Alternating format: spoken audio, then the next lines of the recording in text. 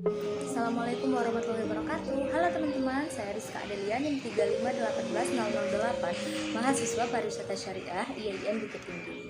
Nah, di video kali ini saya akan menjelaskan tentang komunikasi. Baik, kita akan bicara dulu tentang komunikasi. Sebelumnya, saya membuat video ini bukan hanya untuk orang-orang yang mempelajari tentang ilmu-ilmu komunikasi saja, tetapi juga untuk seluruh umat manusia yang ada di muka bumi ini, karena selama individu itu hidup, dia akan terus memberikan pesan dan juga menerima pesan. Nah, oke, kita masuk ke definisi komunikasi. Saya mengambil definisi dari salah satu ahli yang paling legend di ilmu komunikasi yang terkenal di seluruh dunia, yaitu Harold Laswell. Harold Laswell mengemukakan bahwa communication is usage what in which channel to work in what event. Nah, definisi yang umum ini adalah definisi yang paling sederhana dari komunikasi, karena komunikasi ini melibatkan komunikator, pesan, penerima pesan, media dan juga efek.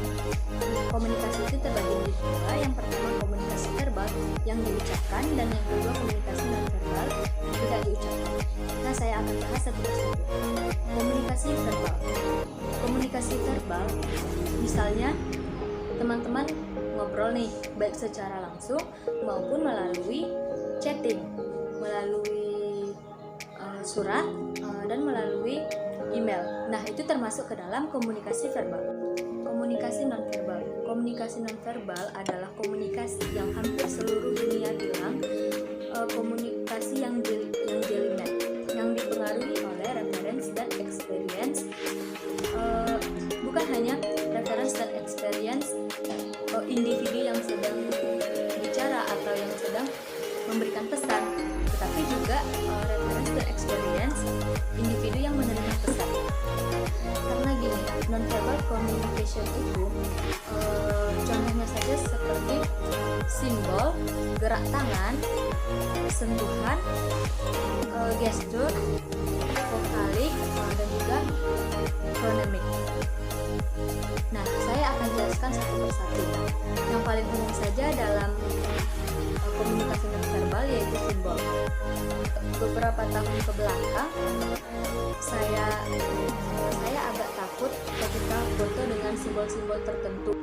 Misalnya saya mengacungkan angka 1, saya mengacungkan angka 2. Nah, karena beberapa tahun ke belakang itu ada family war dan juga friend war antara kubu A dan kubu B, yang pada akhirnya membuat kita menjadi takut untuk mengekspresikan ekspresi kita ketika berfoto. Nah, karena apa? Referensi kita sebagai orang Indonesia, angka ini mendukung kubu salah satu, dan angka ini juga demikian. Dan tidak semua orang memiliki referensi dan experience yang sama dalam langkah mendukung capres ya. Nah, oke. Sekarang kita lanjut ke sentuhan. Sentuhan juga masuk ke komunikasi nonverbal. Mungkin teman-teman bingung sentuhan seperti apa? Sentuhan ada yang begini, secara lembut, dan ada juga yang begini. Kalau misalnya kita menyentuh dengan cara halus, itu pesan yang disampaikan tentu saja semuanya sejalan. Beda halnya dengan kita menyentuh dengan cara yang kencang, become to be the first. Kemudian sentuhan bukan hanya tangan saja, sentuhan bisa pundak, pundak berdesakan dari ujung rambut hingga ujung kaki. Itu bersentuhan dengan ada maknanya masing-masing. Nah, kemudian ada juga vokalik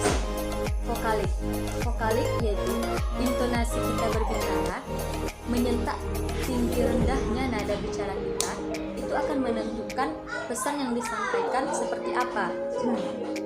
Selanjutnya warna juga memiliki persepsi yang berbeda, memiliki makna yang berbeda antara kultur yang satu dengan yang lainnya.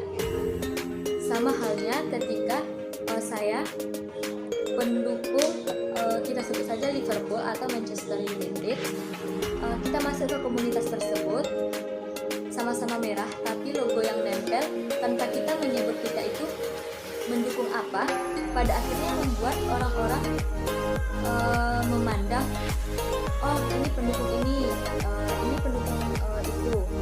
Nah, yang terakhir ada chronomic atau waktu. Ketika kita meminta uang pada orang tua kita pada waktu sekolah dulu, saya akan memperhatikan waktu, karena benar waktu itu adalah wahana yang tepat ketika kita ingin menyampaikan sebuah pesan. Contohnya saja ketika ada event tertentu, kita akan mencari tempat yang pas. Mungkin teman-teman pernah ngalamin gini, ngomong di tempat yang salah dan di waktu yang salah. Pada akhirnya pesan yang disampaikan sebenarnya benar, tapi dikarenakan waktunya yang salah dan tempatnya juga salah, pada akhirnya pesan yang disampaikan jadi salah total. Nah, kurang lebih seperti itu. Nah, selanjutnya saya akan kaitkan komunikasi dengan perspektif Islam. Perspektif Islam, komunikasi untuk mewujudkan hubungan secara vertikal dengan Allah, juga dengan menegakkan komunikasi itu secara horizontal terhadap sesama manusia. Komunikasi dengan Allah itu seperti ketika kita sedang sholat, puasa, zakat, dan juga haji. Sedangkan dengan manusia itu ketika kita bermuamalah atau jual beli. Demikian penjelasan materi yang dapat saya sampaikan, kurang dan lebihnya saya mohon maaf. Saya akhir dengan assalamualaikum warahmatullahi wabarakatuh.